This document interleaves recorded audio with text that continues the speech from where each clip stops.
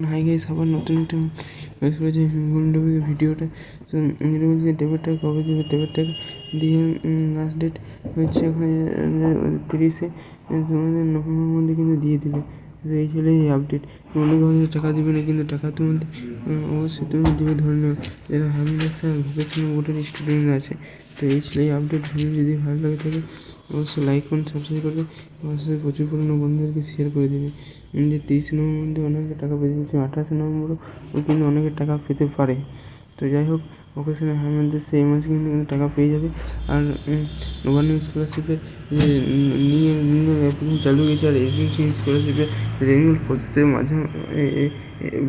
মাঝামাঝি কোনো হয়তো সার্ভারের প্রবলেম হচ্ছে, ইস্যুর জন্য ডকুমেন্টস আপডেট হচ্ছে না। তাই তো বলবো সার্ভারটা 2-4 দিন পরে মাঝে মাঝে কিন্তু করবে। তাহলে হয়তো 1 সপ্তাহ পরে করলে যে সার্ভার প্রবলেম সেটা আর থাকবে না, মেবি থাকবে না। তো শিওরলি আমি বলছি নি, তো টাকা পাওনি জানিয়ে দিল গভর্নমেন্ট যে কখন টাকা দিতে পারে বা দেবে।